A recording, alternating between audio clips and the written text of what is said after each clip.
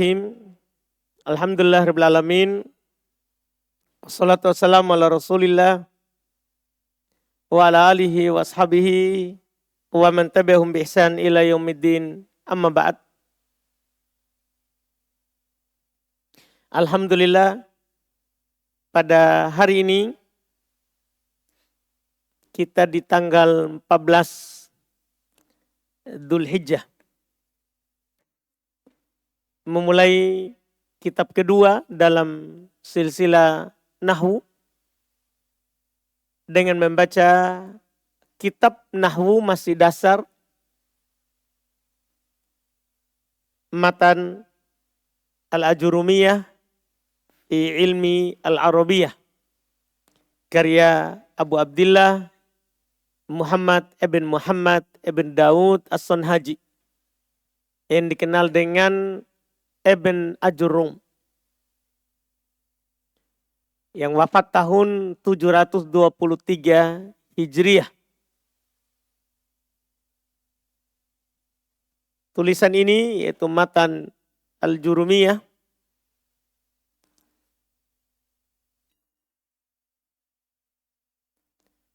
nama yaitu judul kitabnya tidak samar lagi bagi kita.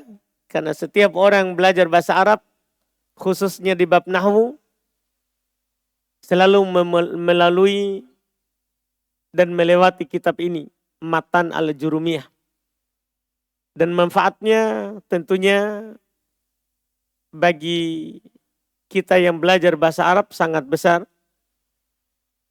Karena kitab ini adalah kitab yang dasar dan mudah dipahami, serta merupakan kesimpulan dalam bab Nahwu dasar. Karenanya banyak sekali para ulama perhatian terhadapnya dari masa ke masa, dari ditulisnya. Sudah banyak sekali syarah yang menjelaskan matan Jurumiyah ini. Ada membahas secara luas, ada juga yang meringkas dalam menjelaskannya. Dan buku ini masih berkedudukan sebagai buku dasar dalam ilmu bahasa Arab. Dan kita akan membaca dengan catatan kaki terjemahan matan Al-Ajurumiyah. Jadi yang ada nanti catatan kakinya di terjemahannya. Catatan kakinya di terjemahannya. Jadi kita menukil Arabnya, terus diterjemah dan ada catatan kaki di bawah. Catatan kakinya kita butuhkan tentunya karena buku ini adalah merupakan buku ringkasan. Sehingga kita butuh sedikit catatan kaki untuk menguraikan apa yang dimaksud oleh penulis rahimahullahu ta'ala. Walaupun catatan kakinya nanti sudah lewat bersama kita di buku pertama. Bagi orang belajar bahasa Arab, buku ini bisa dijadikan juga buku pertama. Iya, bisa juga dijadikan buku pertama. Tapi kalau diambil miftah dalam ilmu Nahwu, itu tentunya lebih mudah untuk memahami matan Al-Ajurumiyah. Kita mulai di halaman 1, selayang pandang tentang ilmu Nahwu. Sebelum kita mulai dari ucapan penulis. Sedikit tentang ilmu Nahwu, ini sengaja disebutkan nanti ketika ada orang memulai langsung dengan buku ini, tidak baca Al-Miftah fi Ilmin Nahwi. Pertama, pengertian ilmu Nahwu. Ilmu Nahwu adalah ilmu yang mempelajari kaidah dasar yang diambil dari ucapan orang Arab, yang diketahui dengannya keadaan akhir suatu kata ketika tersusun. Itu inti daripada ilmu Nahwu. Dia adalah ilmu yang mempelajari kaidah dasar. Jadi kaidah dasar yang dia pelajari. Yang diambil dari ucapan orang Arab. Jadi orang Arab ucapkan sesuatu, dari ucapan itu ada teori. Ada kaedahnya, terkait dengan susunannya. Yang diketahui dengannya, keadaan akhir suatu kata ketika tersusun. Contoh, Ja'a Muhammadun, Ra'aitu Muhammadan, Marortu bi Muhammadin. Jadi di nahwu kita bisa tahu kenapa di jumlah yang pertama Muhammadun. Di jumlah yang kedua Muhammadan. Di jumlah yang ketiga Muhammadin. Dari nahwu. Karena kita ini sudah buku kedua. Ja'a Muhammadun. Kita sudah tahu. Dengan kaidah yang kita pelajari. Dia dibaca Muhammadun sebagai apa? Fa'il. Kan begitu. Dari mana kita tahu? Nahwu.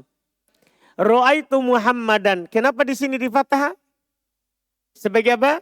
Maf'ulun bih. Bagi kita yang sudah buku kedua ini.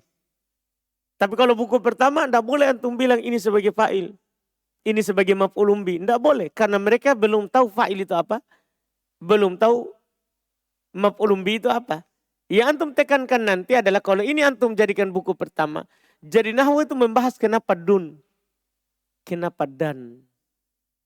Dipahamkan? Marartu bi Muhammadin. Kenapa Muhammadin? Karena adanya siapa?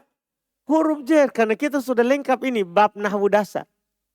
Jadi kita sudah tahu kenapa dibaca Muhammadin.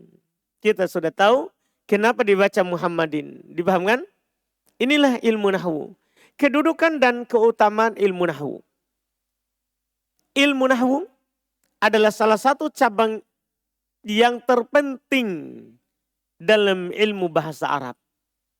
Yang dengan mempelajarinya dan memahaminya akan mengantarkan kita pada dua perkara pokok. Sama dengan di buku sebelumnya. Pertama, memahami kitabullah, Al-Quran. Dan sunnah Rasulullah, hadis. Dengan pemahaman yang benar. Dengan pemahaman yang benar. Ketika antum paham nahwu, maka bisa memahami Al-Quran, demikian pula hadis Nabi dengan pemahaman yang benar. Dua, menegakkan dan membiasakan lisan dengan lisannya orang Arab. Yang dengannya kalamullah Al-Quran diturunkan. Ketika lisan kita terbiasa dengan bahasa Arab, maka kita akan terbiasa dengan lisan Al-Quran. Kita akan terbiasa dengan yang namanya bahasanya Al-Quran. Karena Al-Quran turun ia dengan bahasa Arab. Pencetus ilmu nahwu. Iya. Yang terkenalnya sebagai pencetus ilmu nahwu adalah Abul Aswad Ad-Du'ali. Dengan perintah dari Amirul Mukminin Ali ibn Abi Thalib. Ini yang pertama sekali menulis ilmu nahwu. Yang terkenalnya. Yang terkenalnya. Ini yang pertama sekali. Abul Aswad Ad-Du'ali. Hukum mempelajari ilmu nahwu. Hukum asal mempelajari ilmu nahwu adalah fardu kifayah. Jadi ilmu nahwu ini fardu kifayah. Wajib ada di setiap daerah, setiap kota, satu orang. Wajib. Wajib ada. Iya. Kalau orang-orang tahu ini, hukum pasti dia akan mengutus setiap daerahnya dia satu orang. Iya. Karena dia fardu kifayah. Wajib, bukan sunnah. Fardu kifayah. Iya. Tahu fardu kifayah kan? Wajib. Tapi bukan wajib ain.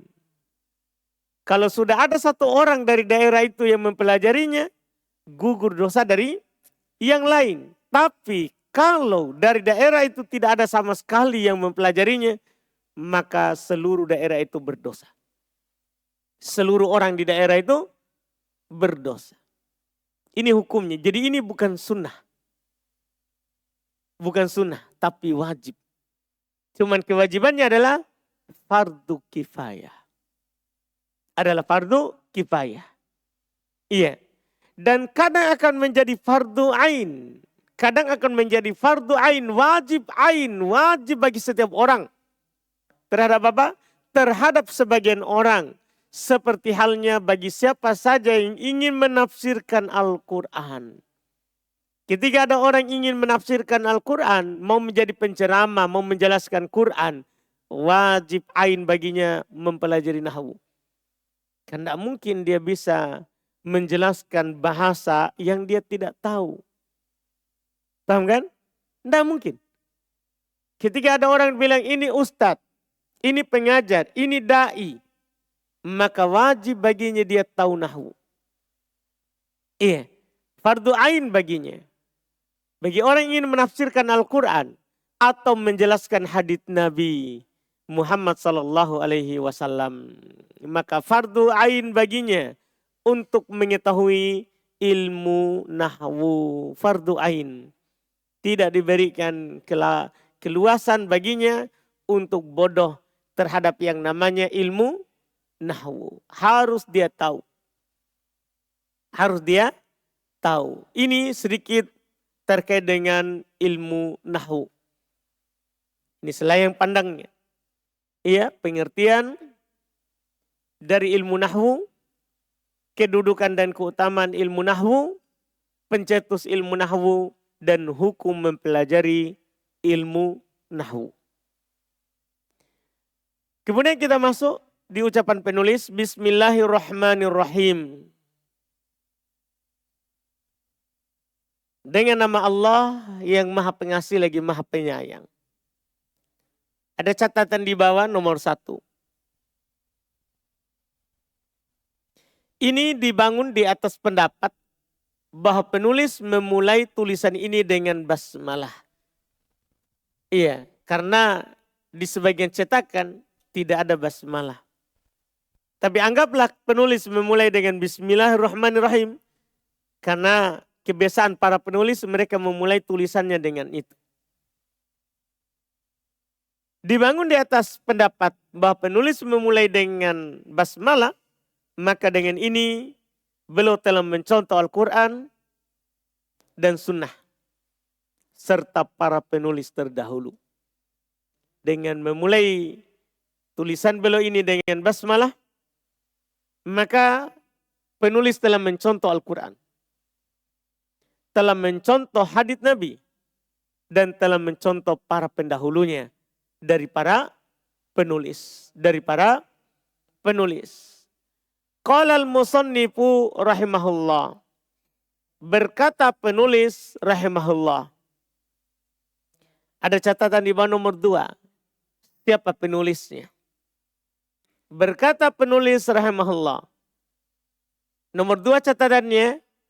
Beliau adalah Abu Abdillah Muhammad bin Daud As-Sonhaji, yang terkenal dengan Ibn Ajurum. Ini nama penulisnya. Jadi ketika dikatakan berkata penulis, maksudnya adalah Ibn Ajurum. Abu Abdillah kunyahnya, Muhammad namanya, bin Muhammad bapaknya, bin Daud nama kakeknya, As-Sonhaji asalnya. Yang terkenal dengan Ibn Ajurum. Berikutnya, jenis-jenis kalam. Lihat catatan di bawah nomor 3. Iya. Jenis-jenis kalam. Itu bagian-bagian yang tersusun darinya kalam, kalimat. Kalau antum dapat judul dalam kolom begitu, itu judul dari saya. Judul dari pemberi catatan kaki. Kalau tidak ada itu berarti itu judul dari penulis. Paham kan? Jadi kalau antum dapat itu maka judul dari pemberi catatan kaki. Untuk memudahkan. Jadi jenis-jenis kalam. Yaitu maksudnya adalah bagian-bagian yang tersusun darinya kalam. Kalimat. Al-kalamu huwa lafdul murakkabul mufidu bil wad'i. Kalam adalah lafaz murakkab mufid bil wad'i. Ini kita mengulang kedua kalinya. Yang ada di buku pertama. Kalam itu lafaz. Harus terlafatkan. Sementara akan dijelaskan. Al-murakkab tersusun. Al-mufid berfaedah bil wad'i dengan peletakan oleh orang Arab. Kita baca terjemahannya. Al-kalam catatan keempat. Menurut istilah ulama nahwu. Al-kalam menurut istilah ulama nahwu. Adalah lafaz. Adalah lafaz. Jadi kita baca dua ini ya, Arab dan terjemahannya. Karena catatan kakinya ada di terjemahan. Al-kalam adalah lafaz. Menurut istilah ulama nahwu adalah lafaz. Catatan kelima, yaitu terdapat padanya suara. Jadi ketika dibilang kalam, itu ada lafaz. Maksudnya lafaz apa? Terdapat padanya suara. Yang terkandung di dalamnya huruf-huruf hijaiyah. Seperti abata. Seperti contoh, Zaidun. Kataba. Min. 3 contoh ini disebut apa? Kalam. Karena ada apa? Lafaz. Itu dulu yang pertama. Karena dia terlafatkan. Yang tersusun, kembali lagi terjemahan di atas, yang tersusun. Baru di catatan kaki, yaitu tersusun dari 2 kata atau lebih. Jadi harus lafaz yang tersusun, yaitu tersusun dari 2 kata atau lebih. Contoh, kata Zaidun.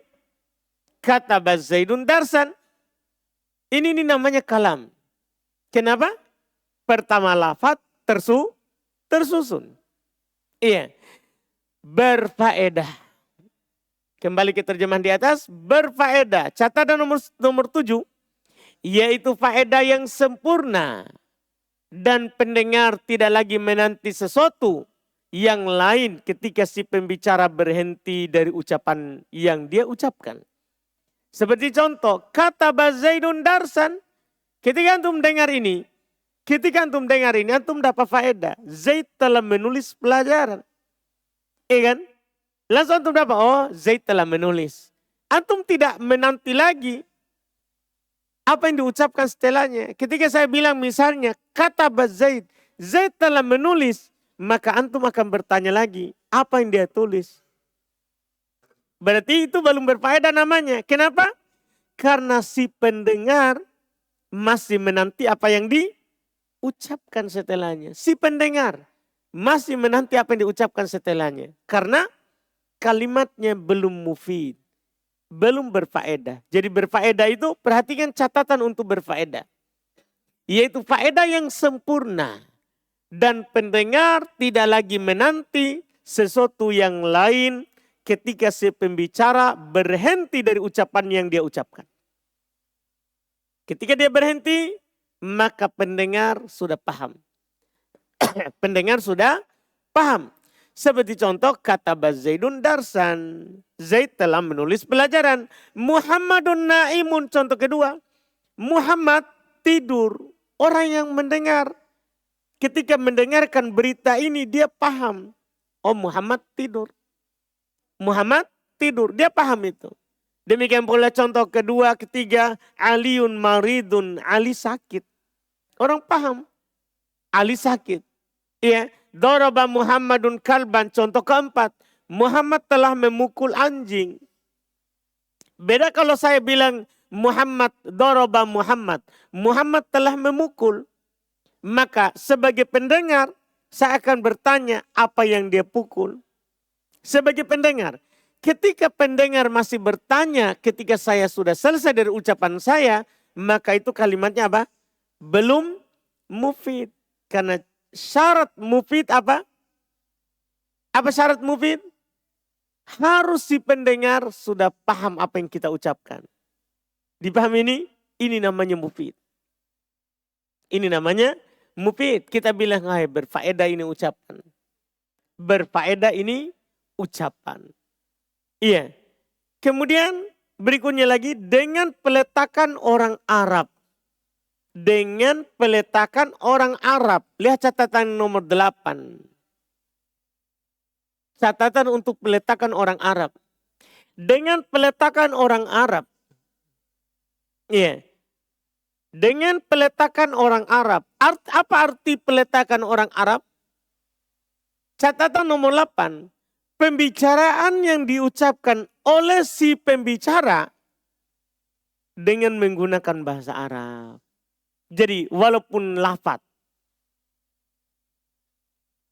berfaedah tersusun, berfaedah, tapi kalau tidak berbahasa Arab tidak dinamakan kalam. Ini namanya rukun kalam. 4. Tidak ada kalam tanpa ini.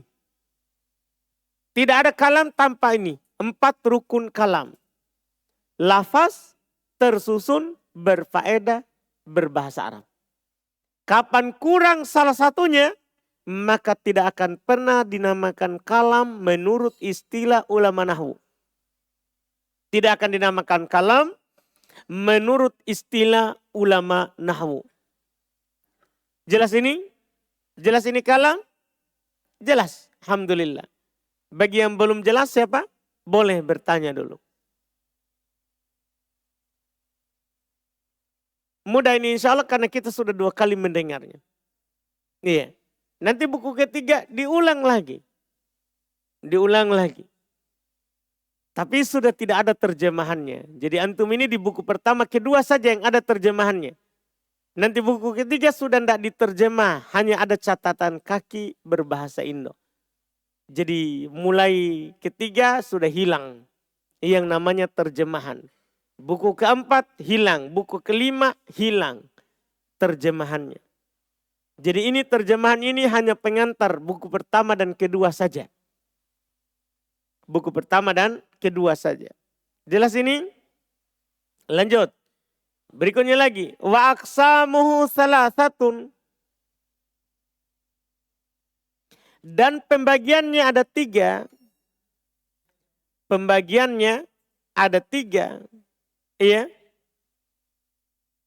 Pembagiannya ada 3. Ismun wa fi'lun wa harfun ja'a li makna. Masya Allah. Pembagiannya ada 3. Kita baca dulu Arabnya ya. Jangan langsung lihat terjemahannya. Sebentar kita terjemahan baca ulang. Pembagiannya ada 3. Ismun, pertama isim. Wa fi'ilun, kedua fi'il. Wa harfun, ketiga huruf. Ja'a li makna. Tapi belum bilang yang datang dengan arti. Karena huruf itu ada 2. Ada huruf yang punya arti, ada huruf yang tidak punya arti. Huruf yang tidak punya arti itulah huruf hijaiyah. Alif, ba, ta, sa, jim, ha, kho. Itu namanya huruf hijaiyah. Huruf hijaiyah itu tidak punya arti. Paham kan? Huruf yang masuk dalam pembagian kalam, yang tersusun darinya nanti kalimat, huruf yang punya arti. Seperti huruf-huruf jer, min, an, ala. Kan ada artinya. Ada artinya. Kita baca terjemahannya. Dan pembagiannya. Lihat catatan nomor 9. Yaitu jenis kata yang tersusun darinya kalam ada 3. Jenis kata yang tersusun darinya nanti kalam ada 3. Dan ini berdasarkan penelitian ulama bahasa Arab. Ini saya singgung di sini. Jadi 3 ini didapat dari penelitian. Ulama bahasa Arab meneliti ucapan orang Arab. Ternyata orang Arab itu kalau bicara, kalau dia ngomong, maka tidak akan pernah keluar dari 3 jenis ini. Dia akan keluar dari ucapannya isim atau fiil atau apa huruf. Tidak ada yang lain. Ini penelitiannya. Dan ini disepakati berdasarkan penelitian. Iya. Ada 3. Berdasarkan penelitian ada 3. Isim ini yang pertama. Di buku ini sudah tidak ada lagi pengertian isim. Nah, ini butuh catatan kaki kalau antum jadikan ini buku pertama. Iya, isim. Catatan di bawah. Isim adalah kata yang menunjukkan atas sebuah makna pada dirinya. Jadi ini saya masih memberikan pengertiannya. Buku kedua untuk memurojaah buku pertama. Kalau buku ketiga saya tidak akan kasih lagi. Karena insya Allah ketiga kalinya kita sudah mulai bosan. Kenapa ini terus dikasih? Iya, tapi kedua kali tidak masalah. kedua kali tidak ada masalahnya. Jadi isim adalah kata yang menunjukkan atas sebuah makna pada dirinya dan tidak bergandengan dengan waktu. Kan di Ibn Abjurum tidak kasih tahu pengertiannya. Jadi isim adalah kata yang menunjukkan sebuah makna pada dirinya dan tidak bergandengan dengan waktu. Contoh Muhammadun, kitabun, mirsamun. Itu contohnya.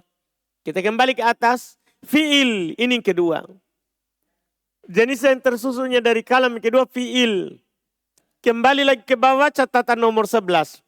Fi'il adalah kata yang menunjukkan atas sebuah makna pada dirinya dan digandengkan dengan waktu. Itu bedanya dengan isim. Kalau isim tidak digandengkan dengan waktu. Kalau fi'il digandengkan dengan waktu. Contoh kataba, dia laki-laki telah menulis. Yaktubu akan sedang atau akan menulis. Uktub, tulislah. Yang ketiga, dan huruf yang memiliki makna. Huruf yang memiliki makna, yang ada artinya. Lihat catatan nomor 12. Huruf adalah kata yang menunjukkan atas sebuah makna pada selainnya. Ya kan? Pada selainnya. Dan antum sudah paham alhamdulillah di buku sebelumnya. Makna pada selainnya. Artinya huruf itu punya makna sempurna kalau sudah tersusun dengan yang lain. Misalnya min, dari. Belum terlalu sempurna dari apa? Ketika saya bilang minal baiti, dari rumah. Baru apa? Sempurna. Ya kan? Jadi tersusun dengan yang lain, baru huruf itu punya arti sempurna. Punya arti sempurna. Contoh, min, hal, lam. Iya, min, hal, dan lam. Berikutnya, alamat isim. Ini pembahasan mudah ini saudara. Alamat isim. Kalau ada judul seperti itu, lihat di bawah ada catatan kaki. Jika terdapat judul dalam kurung seperti ini, maka hal tersebut adalah tambahan dari kami yang memudahkan pembaca. Ini untuk memudahkan saja. Karena kadang Ibn Abjurum tidak kasih judul pembahasan. Ya, walaupun kadang juga belum kasih judul pembahasan. Alamat isim. Fal ismu yu'rafu bil khabdi. Wat tanwini. Wa dukhulil alifi wal lami. Wa hurufil khabdi. Wahya min wa ila wa an wa ala wa fi wa rubba wal ba wal kaf wal lam. Wa huruful qasami wahyal waw wal ba wa ta. Jadi sini huruf j langsung dikasih dari awal. Kata beliau maka isim. Fal ismu yu'rafu maka isim dikenal bil khafdi dengan adanya khafat. Nanti akan diterangkan insyaallah di catatan kaki. Dan tanwin masuknya alif dan lam dan huruf jar. Dia adalah min, ila, an, ala, fi, rubba, ba, kaf, lam. Dan huruf-huruf sumpah. Dia adalah waw, ba, dan ta. Kita lihat terjemahannya. Maka isim dikenal dengan adanya kasroh. Dengan adanya kasroh. Lihat catatan nomor 14. Contohnya. Bismillahirrahmanirrahim. Akhir di setiap huruf ada tanda garis bawah kasroh. Paham kan? Itu namanya apa kasroh. Ini catatan ini untuk memudahkan kalau nanti orang memulai dengan buku ini. Pertama pelajaran bahasa Arabnya. Iya, itu namanya kasroh yang garis bawah, yang di baris bawah. Tanwin. Contohnya kitabun, rojulun, waladun. Lihat catatannya, adanya tanwin, fathatain dua fathah, tanwin dhammah dhammatain, atau tanwin kasroh kasrotain. Itu namanya ya, adanya tanwin fathah, fathatain. Adanya tanwin dhammah dhammatain, dua dhammah maksudnya. Kan isim mutsananya itu. Adanya tanwin kasroh kasrotain, dua kasroh. Kapan ada dua fathah, dua dhammah, dua kasroh, namanya apa?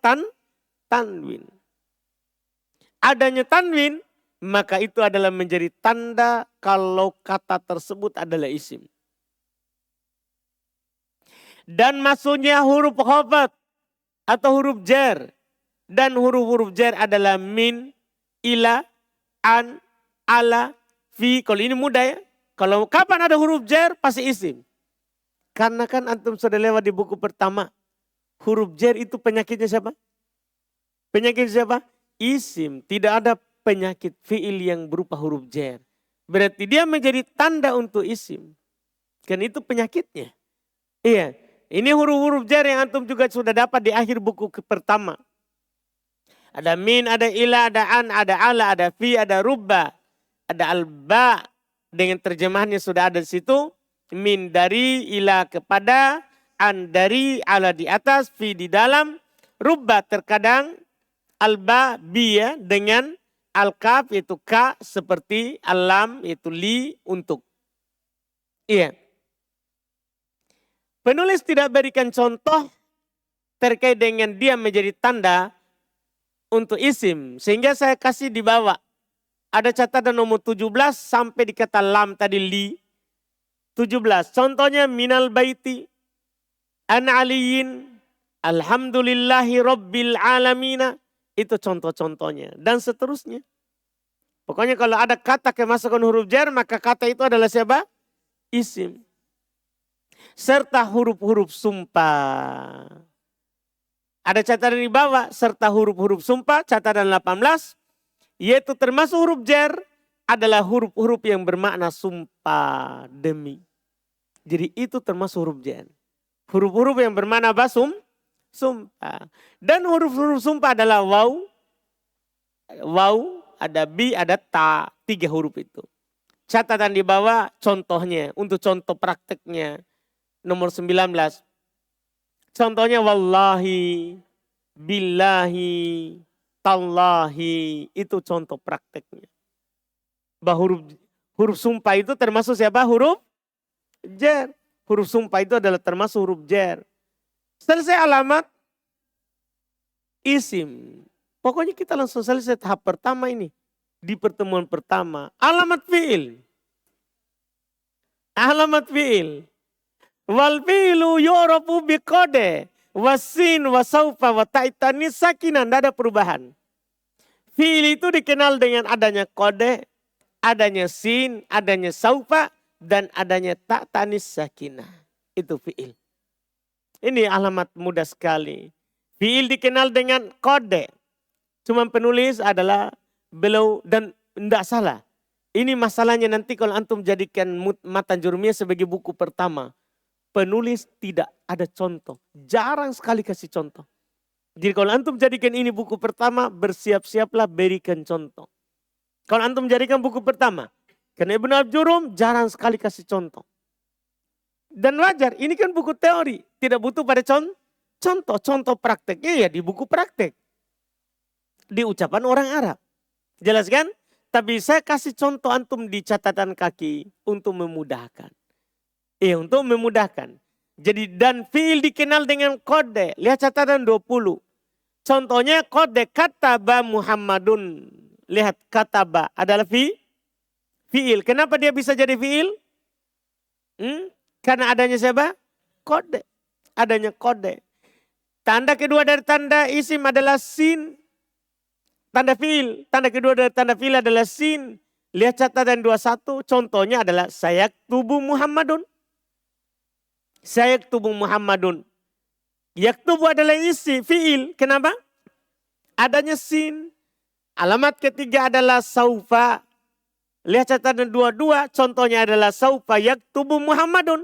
Yaktubu adalah fi'il. Kenapa? Kemasukan saufa. Tanda keempat adalah ta'u tanid yang bersukun. Jadi adanya tak sukun menunjukkan dia adalah fi'il. Contohnya di bawah catatan 23. Contohnya adalah katabat Aisyatu. Katabat Aisyatu. Jadi kataba adalah fi'il. Dari mana kita tahu? Adanya siapa? Tak tanis sakinah. Jelas kan? Alamat huruf. alamat huruf. Dengan ini kita selesai dari tahap pertama langsung. Iya. Alamat huruf. Wal harfu ma la yasluhu ma'ahu dalilul ismi wala dalilul fi'li. Dan huruf adalah apa yang tidak cocok bersamanya dalilul ismi, tanda isim. Dalil artinya tanda. Apa yang tidak cocok padanya tanda isim, tidak pula cocok padanya tanda fi'il. Jadi kalau tidak cocok tanda isim, tidak pula cocok padanya tanda fi'il, maka pastikan disebut huruf. Lihat terjemahannya. Huruf adalah apa yang tanda isim dan tanda fi'il tidak cocok padanya. Catatan 24, yaitu tanda huruf adalah ketika tidak bisa dimasuki oleh tanda untuk isim atau tanda untuk fi'il. Seperti contoh min, tidak bisa itu dimasukkan oleh tanwin, kasroh, tidak bisa. Tidak bisa dimasukkan oleh kode, sin, saufa, tidak. Tidak bisa dikatakan kode min atau apa? Al min. Tidak bisa. Itulah huruf. Itulah apa? Huruf. Jelas ini? Jelas ini? Siapa yang belum jelas sampai sekarang?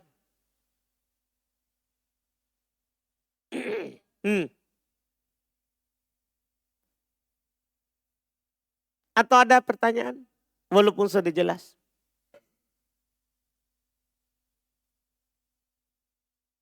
Kasih dulu mic.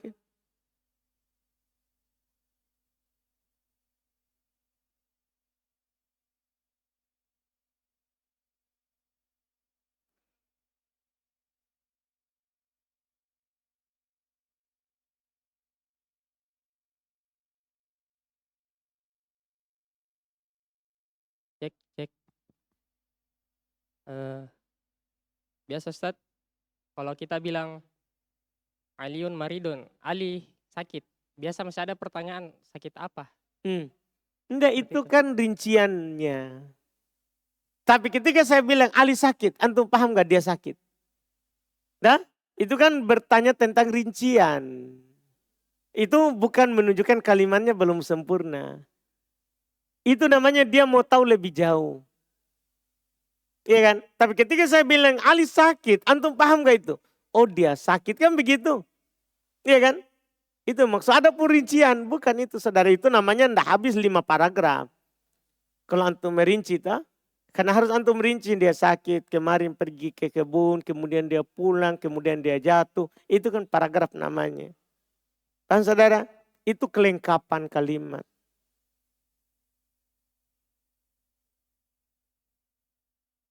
Ada lagi?